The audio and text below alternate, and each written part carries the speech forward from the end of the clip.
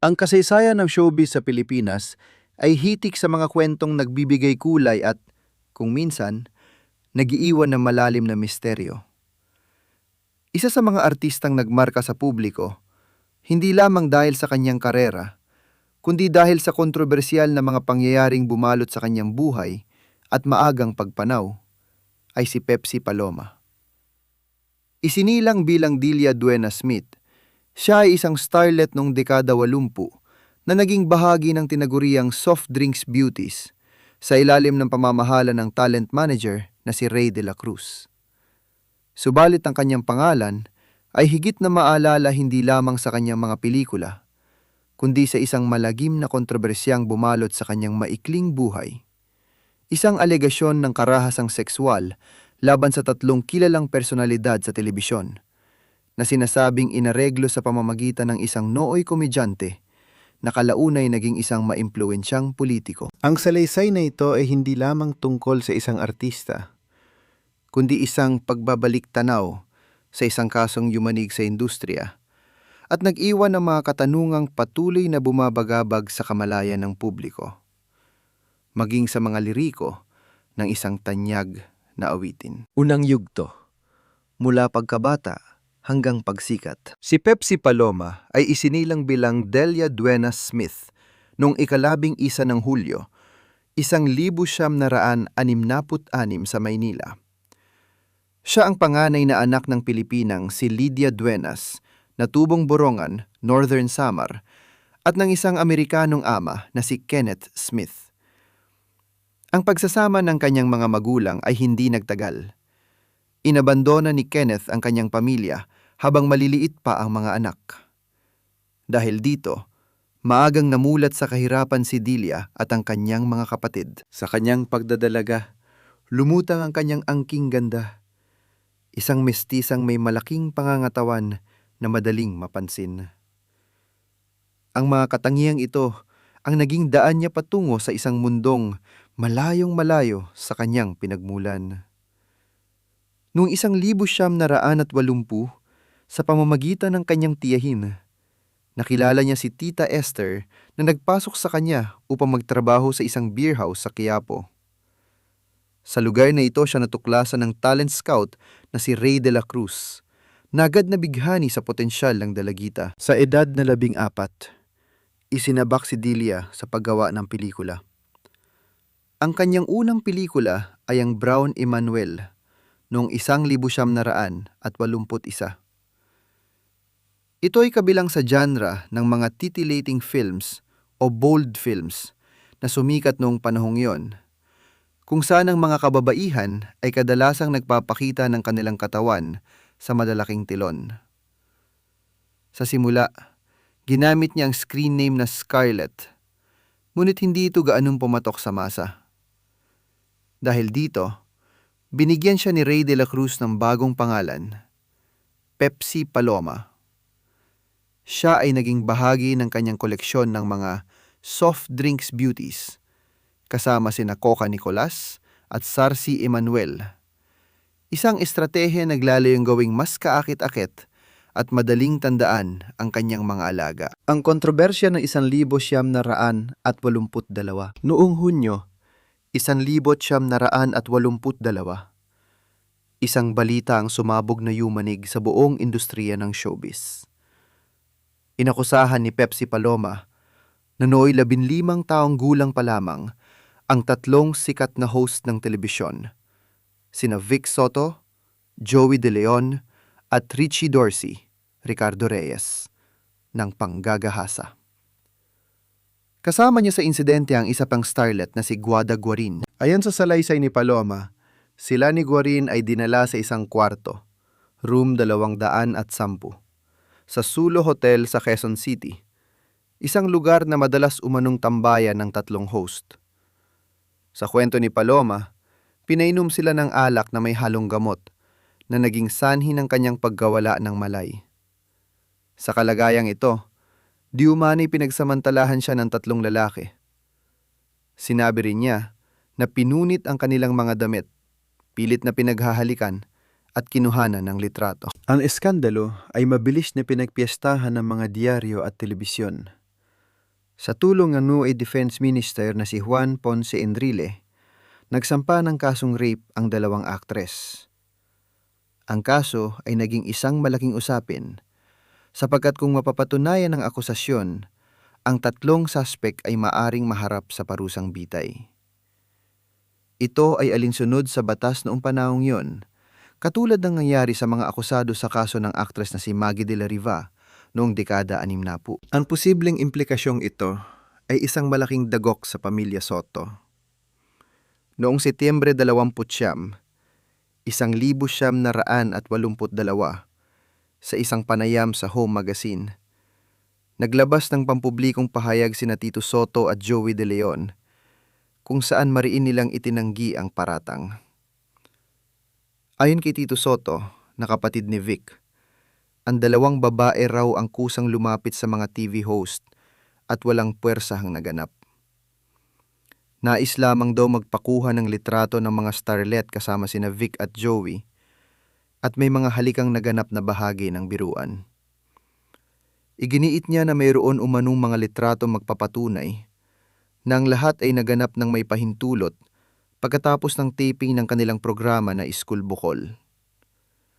Mabilis na ipinagtanggol ni Tito ang kanyang kapatid sa kabila ng hindi niya personal na nasaksihan ng insidente at idinahilan pa na si Vic ay masyadong payat at mahina para mamuwersa ng isang babae. Samantala, si Joey De Leon naman ay tinugunan ng kontrobersiya sa kanyang karaniwang paraan sa pamamagitan ng biro. Hinamon niya si Paloma na lumantad sa publiko at sabihin ang totoong nangyari at nanawagan sa media na itigil na ang pagsusulat ng mga maling balita. Sa tatlong akusado, si Richie Dorsey ang nanatiling pinakatahimik sa kabuuan ng eskandalo, pag-ariglo at ang Affidavit of Desistance. Ang kaso ay napasakamay ni Attorney Rene Cayetano na siyang hahawak sana nito sa korte.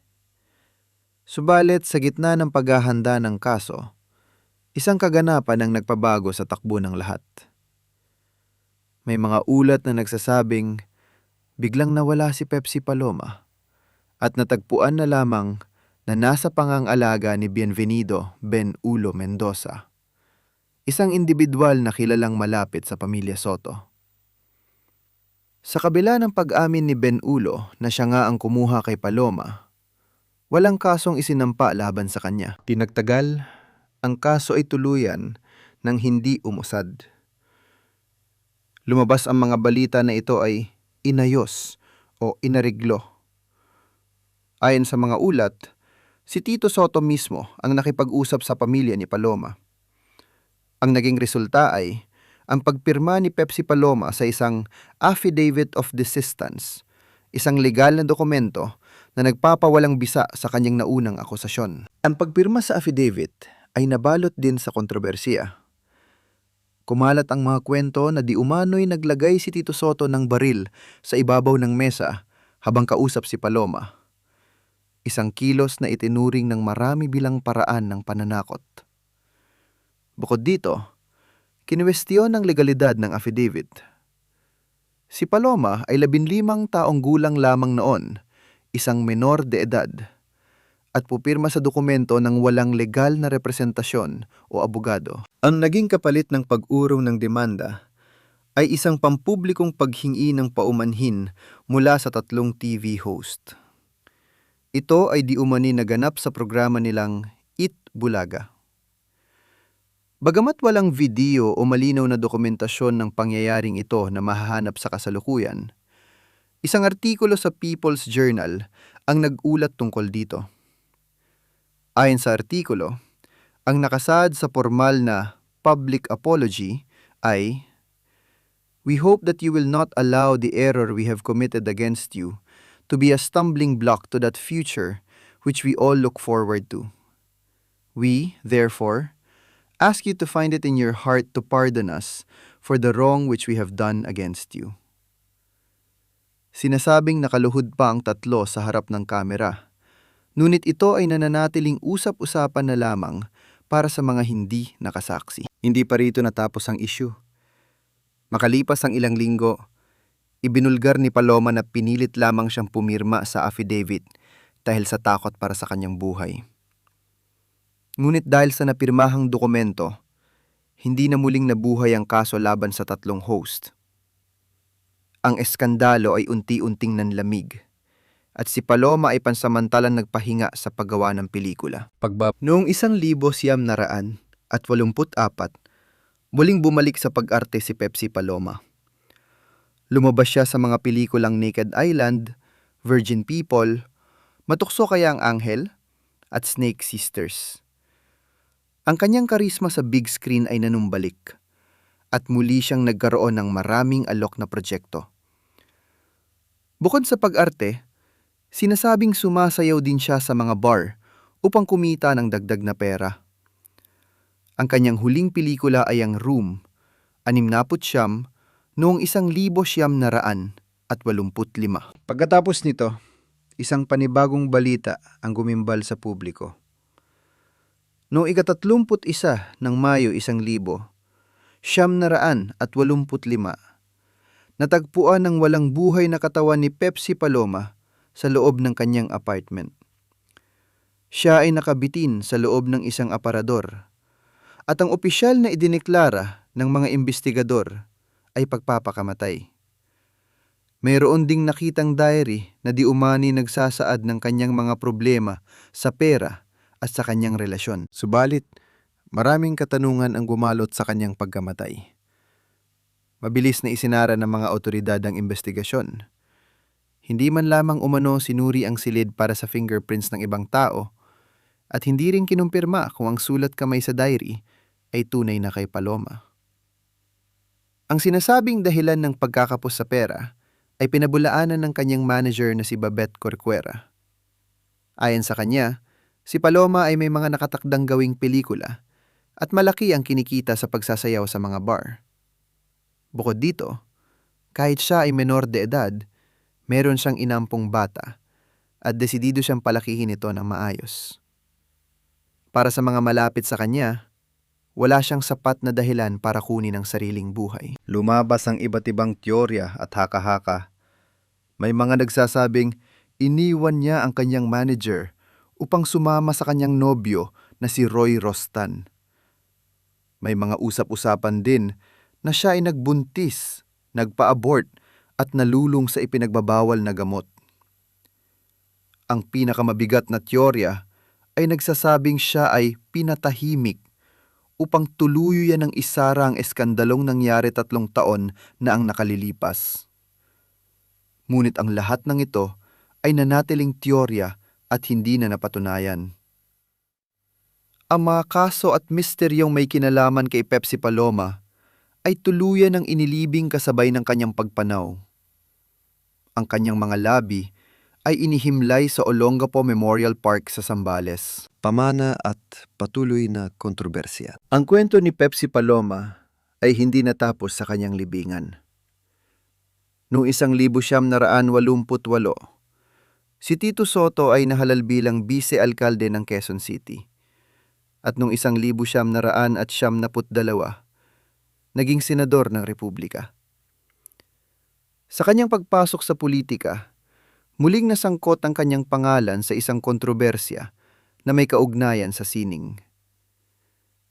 Ipinatigil niya ang pagpapatugtog sa radyo ng awiting Alapaap ng bandang Eraserheads dahil sa umano'y implikasyon ng lyrics nito sa paggamit ng ipinagbabawal na gamot.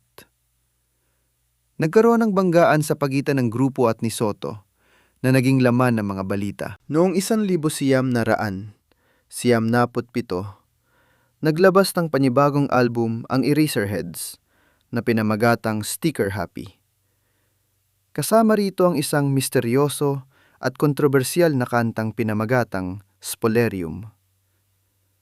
Mabilis na kumalat ang teorya sa mga tagapakinig na ang liriko ng awit ay isang talinghaga tungkol sa sinapit ni Pepsi Paloma. Para sa marami, ito ay isang patutsada sa mga Soto at isang uri ng pagganti sa pakikialam ng senador sa kanilang kantang Alapaap. Ang mga linya sa kanta ay sinuri ng publiko. Dumilim ang paligid, may tumawag sa pangalan ko. Tumutukoy sa gabi kung kailan naganap ang krimen. 11 palapag. May mga nagsasabing ito ay maaring tumukoy sa lokasyon ng hotel. Sa isang baso, may naghihintay. Tumutukoy sa di umano'y pagpapainom ng inuming may gamot. Pwede bang itigil mo na ang pag-ikot ng mundo? Ang pakiramdam ng pagkalasing at pagkawala ng kontrol. At lahat ng bagay ay gumuguhit na lang sa king lalamunan. Ang pagsasagawa ng krimen. Ewan ko at ewan natin, sinong may pakana? Ang kawalan ng pag-amin mula sa mga akusado. Pumasok sa isang pintong salamin, di ko na mabasa pagkat mayroong nagbura.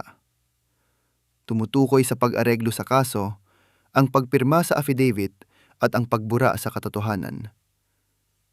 Oh, di kaya, ito ang iyong lihim? Huwag kang mag-alala, di ko ipipilit sa'yo. Kahit na anong mangyari. Ang paglilihim at ang pagbaon sa katotohanan. Noong 2011, sa isang panayam ng manunulat na si Jessica Zafra, direktang tinanong ang bokalista ng Eraserheads na si Ili Buendia kung ang spolarium ay tungkol nga ba sa kaso ni Pepsi Paloma. Ang sagot ni Buendia ay misteryoso. The secret of the song is something I'd take to the grave. Ang misteryo ay lalo pang lumalim. Noong 1999, si Ray de la Cruz, ang dating manager ni Pepsi, ay natagpuang patay sa loob ng kanyang optical clinic. Ang opisa na itinurong salarin ay ang Communist Party renegade na si Filimon Popoy Lagman. Ngunit para sa mga naniniwala sa konspirasyon, si De La Cruz ay isa pang taong pinatahimik upang tuluyan ng maisara ang kabanata ni Paloma. Kalaunan, si Lagman mismo ay pinaslang din. Noong 2018, muling nabuhay ang issue ng sumulat si Senador Tito Soto sa Inquirer, Tuldok.net, at hiniling na burahin ang mga artikulong isinulat ng kolumnistang si Rodel Rodis na naguugnay sa kanyang pangalan sa kaso ni Pepsi Paloma. Ang hiling na ito ay ginawa ilang araw matapos siyang mahalal bilang Senate President. Muli niyang itinanggi ang mga paratang, partikular ang alegasyon ng pananakot. Ayon sa kanya, ang mga artikulo ay hindi beripikado at walang katotohanan at ang buong issue ay isang gimmick lamang ni Ray de la Cruz upang sumikat ang kanyang alaga. Ang huling kabanata ng pagbabalik ng issue sa kamalayan ng publiko ay naganap noong ika-31 ng Mayo 2023. Sa araw na ito, eksaktong ika-38 anibersaryo ng kamatayan ni Pepsi Paloma, inanunsyo ni na Tito Soto, Vic Soto at Joey De Leon ang kanilang pag-alis sa Itbulaga. Ang pagkakataon ay itinuring ng marami na higit pa sa isang koinsidensya, na lalo lamang nagdagdag sa patong-patong na hiwaga at misteryong nakapalibot sa buhay at pagpanaw ng aktres. Ang mga iskandalong kinasangkutan ni Pepsi Paloma, ang mga akusasyon laban kina Vic Soto, Joey De Leon at Richie Dorsey, at ang papel na ginampanan ni Senador Tito Soto ay mananatiling isang madilim na bahagi ng kasaysayan ng Philippine showbiz. Ang mga lihim na ito, kasama ang misteryo sa pagkamatay ni Ray de la Cruz at ang tunay na kahulugan ng spoliarium, ay maaring habambuhay ng mabaon at manatiling palaisipan sa mata ng publiko. Isang trahedyang walang malinaw na kasagutan, na nag-iwan lamang ng isang panalangin na sana ay tahimik na si Pepsi Paloma saan man siya naroroon.